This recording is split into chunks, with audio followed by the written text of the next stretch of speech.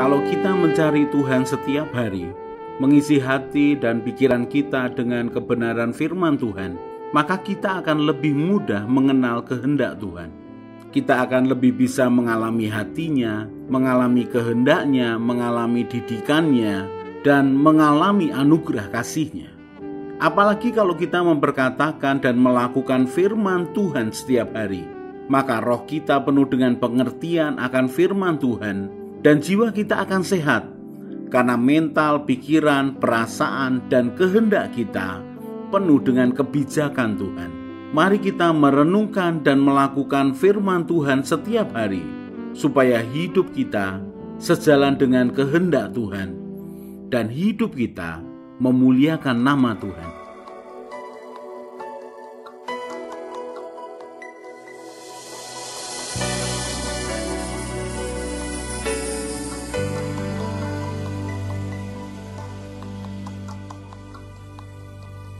Yesus, Kau kebenaran yang menyelamatkanku. Kau memberikanku hidup dan pengharapan.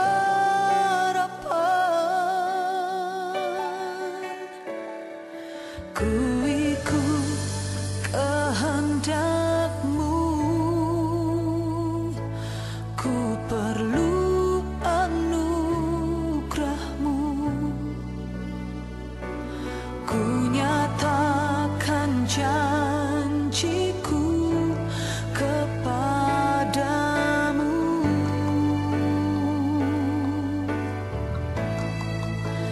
Kalau ku hidup bagimu, hatiku tetap menyembah-Mu. Dunia tak bisa menjauhkanku dari kasih-Mu. Selama ku hidup bagimu, mataku tetap memandang-Mu.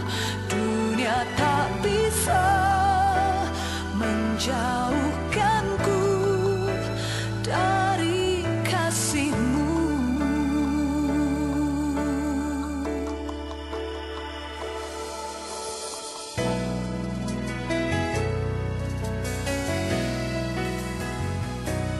Yesus, Kau kebenaran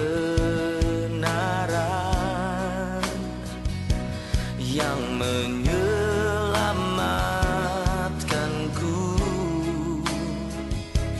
Kau memberikanku hidup dan pengharapan.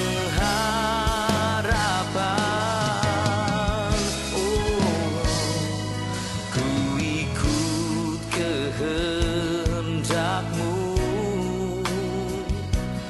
ku perlu anugerah-Mu. Ku nyatakan janjiku kepadamu.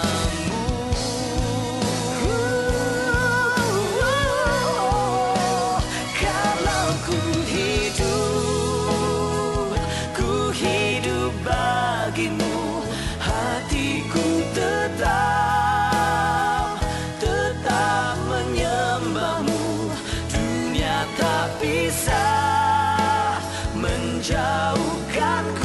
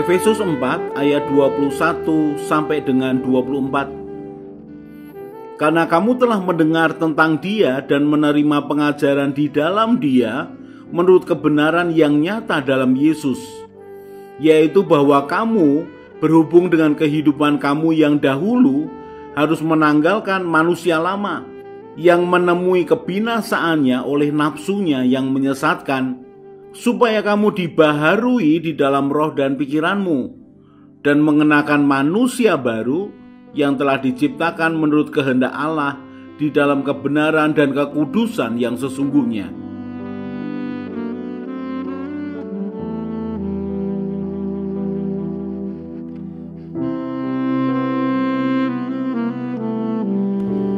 Ketika kita berjalan bersama Tuhan, maka sebenarnya kita menghadapi akan perbedaan yang besar.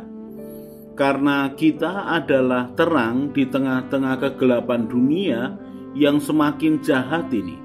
Kita harus selalu menjaga hubungan dengan Tuhan, selalu nempel hati kita pada frekuensi Tuhan, supaya terang yang Tuhan punya itu dialirkan di dalam hidup kita. Yohanes 15 ayat yang keempat, tinggallah di dalam aku dan aku di dalam kamu. Sama seperti ranting tidak dapat berbuah dari dirinya sendiri kalau ia tidak tinggal pada pokok anggur, demikian juga kamu tidak berbuah jikalau kamu tidak tinggal di dalam aku. Ayat yang kelima, akulah pokok anggur dan kamulah ranting-rantingnya. Barang siapa tinggal di dalam aku dan aku di dalam dia, ia berbuah banyak, sebab di luar aku kamu tidak dapat berbuat apa-apa. Saudaraku, tidak ada pilihan buat kita yang sudah menerima Tuhan Yesus sebagai Tuhan dan Juru Selamat kita, untuk kita mengalami pembaharuan akal budi dan mengalami perubahan kehidupan. Hati kita ini bersukacita menjalani kehidupan di atas muka bumi ini, walaupun kita menghadapi segala sesuatu pencobaan dan kesulitan, kita harus tetap menempel kepada pokok anggur, supaya sungguh hanya kasih karunia, belas kasihan, kemurahan Tuhan dialirkan di dalam hidup kita. Roh dan pikiran kita harus diperbaharui dari hari ke hari, terus bertumbuh besar, bahkan terus bertambah dewasa. Kita akan terus menggali kebenaran dan mendengarkan tuntunan Tuhan Roh Kudus. Kita terus bersekutu dengan orang-orang percaya yang lain, saling menguatkan, saling membangun, dan terus memberikan kesaksian kepada banyak orang atas apa yang dilakukan Tuhan di dalam hidup kita. Kali ini kita akan belajar tentang roh dunia dan roh yang dari Allah. 1 Korintus pasal yang kedua ayat yang ke-12. Kita tidak menerima roh dunia, tetapi roh yang berasal dari Allah, supaya kita tahu apa yang dikaruniakan Allah kepada kita. Dan karena kami menafsirkan hal-hal rohani kepada mereka yang mempunyai roh, kami berkata-kata tentang karunia-karunia Allah dengan perkataan yang bukan diajarkan kepada kami oleh hikmat manusia, tetapi oleh roh. Ayat yang ke-14. Tetapi manusia duniawi tidak menerima apa yang berasal dari roh Allah, karena hal itu baginya adalah suatu kebodohan, dan ia tidak dapat memahaminya, sebab hal itu hanya dapat dinilai secara rohani. Dalam 1 Korintus 2 ayat yang ke-12 disebutkan istilah roh dunia. Kemudian ayat yang ke-14 ada istilah roh yang berasal dari Allah.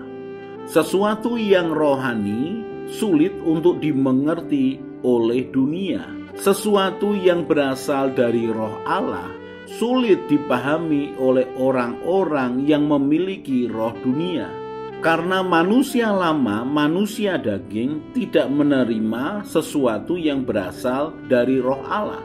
Buat mereka, orang-orang yang percaya kepada Tuhan hidup dalam manusia batinia, percaya akan hal-hal yang tidak kelihatan yang dari Tuhan, buat orang-orang dunia adalah kebodohan. Karena buat mereka, kehidupan adalah apa yang mereka lihat dan apa yang mereka rasakan di dunia ini. Saya bacakan lagi 1 Korintus 2 ayat yang ke-14. Tetapi manusia duniawi tidak menerima apa yang berasal dari Roh Allah, karena hal itu baginya adalah suatu kebodohan, dan ia tidak dapat memahaminya, sebab hal itu hanya dapat dinilai secara rohani. Sebagai orang yang percaya dan mau belajar berjalan bersama Tuhan, maka kita harus mulai juga belajar mempercayai yang tidak kelihatan lebih daripada yang kelihatan. Kita meminta kepada Tuhan yang adalah Roh untuk membimbing roh kita supaya kita ini bisa hidup sesuai dengan rencana Tuhan. Kita ini hidup karena percaya, bukan karena melihat. 2 Korintus pasal yang ke-5 ayat yang ke-6. Maka oleh karena itu hati kami senantiasa tabah, meskipun kami sadar bahwa selama kami mendiami tubuh ini, kami masih jauh dari Tuhan. Sebab hidup kami ini adalah hidup karena percaya, bukan karena melihat. Paulus mengatakan kepada jemaat di Korintus, selama masih mendiami akan tubuh ini, kita masih jauh dari Tuhan.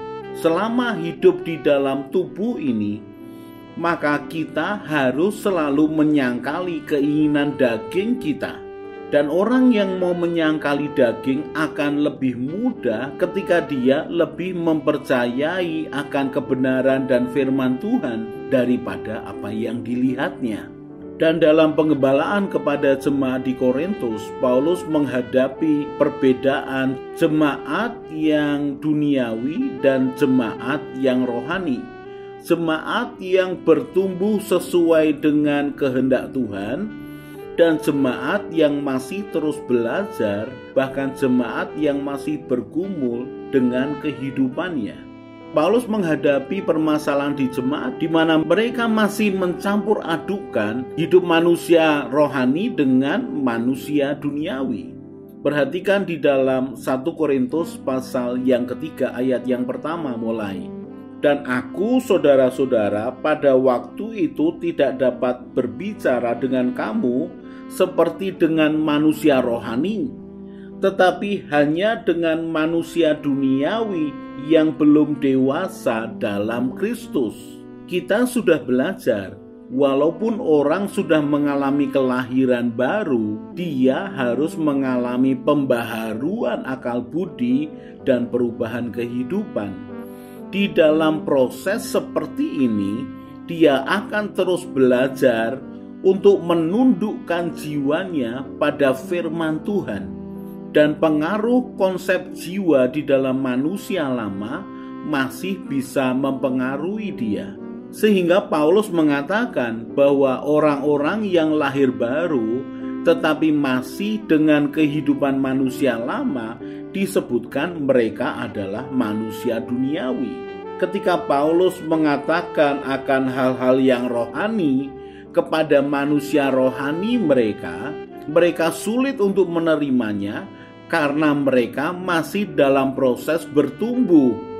Jiwa manusia lama mereka masih berperan lebih besar mempengaruhi akan pikiran dan pertimbangan hati mereka.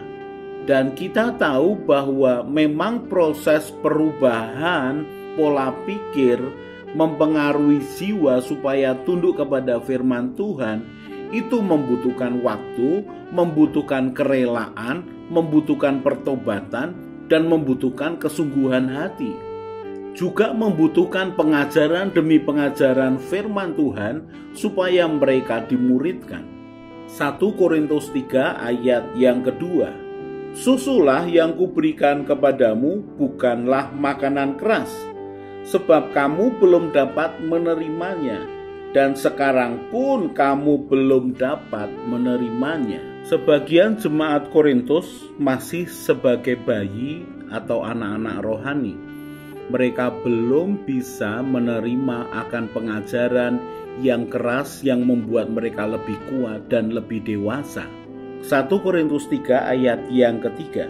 Karena kamu masih manusia duniawi, sebab jika di antara kamu ada iri hati dan perselisihan, bukankah hal itu menunjukkan bahwa kamu manusia duniawi dan bahwa kamu hidup secara manusiawi? Kita memahami bahwa orang yang sedang bertumbuh, dia bergeser dari manusia lama ke manusia baru. Walaupun secara roh dia sudah berpindah dari gelap kepada terang, tetapi perubahan jiwa, perubahan pikiran, perasaan, dan kehendak manusia membutuhkan yang namanya pembaharuan dari hari ke hari. Dan sebagian jemaat Korintus, mereka lahir baru tetapi masih hidup dengan manusia lama, di mana buktinya adalah masih memiliki iri hati dan terjadi perselisihan antara jemaat yang satu dengan yang lain. Tetapi itu bagian dari dinamika pertumbuhan jemaat. Yang penting adalah terus mau mengalami pembaharuan dan perubahan hidup, terus mau diajar dan memiliki kerelaan untuk terus didewasakan dan menjadi dewasa. Bukan hanya mendengarkan firman, tapi melakukan firman, sehingga fondasi hidupnya dibangun dengan sangat kuat. Mari kita terus berjalan bersama Tuhan. Mari lebih sadari akan manusia batiniah kita. Mari izinkan Tuhan Roh Kudus untuk selalu menolong, membimbing, dan mengajar kita, karena Dialah jaminan kita untuk mendapatkan segala sesuatu yang dijanjikan oleh Bapa.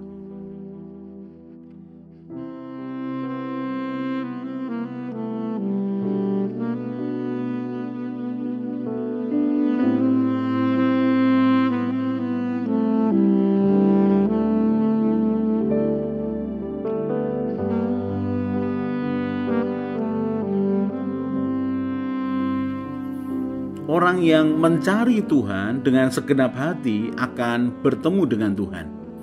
Orang yang percaya, berharap, dan mengandalkan Tuhan setiap hari akan seperti pohon yang ditanam di tepi air. Ia tidak akan menderita melewati masa kering. Ia akan tetap bertumbuh. Hatinya bersukacita dan hidupnya terus berbuah. Karena harapannya kepada Tuhan Yesus yang telah menyelamatkan hidupnya. Dia hidup penuh iman dan semangat. Dan dia akan tertawa tentang masa depannya. Dia akan terus berjalan bersama Tuhan. Semakin kuat, semakin semangat. Mari kita berdoa. Tuhan Yesus, terima kasih untuk kebenaran firman-Mu. Tuhan Yesus, berikanlah kerelaan dan kesetiaan yang sama ketika Engkau melaksanakan tugas-Mu di dunia, supaya aku juga rela dan setia melakukan kehendak Bapa. Tuhan Roh Kudus penolongku, ajari aku semakin mengenal Tuhan Yesus dan mengenal Bapa surgawiku, supaya hidupku sesuai dengan rencana-Mu ya Tuhan, dan memuliakan nama-Mu. Bahwa aku berjalan mengikuti jejak-Mu ya Tuhan Yesus, Gembalaku yang baik. Ajari aku berjalan bersama Tuhan senantiasa. Amin. Saya Yosea Kristiono, Gembala Jemaat JKI Injil Keselamatan Semarang. Tetap percaya, tetap semangat. God bless.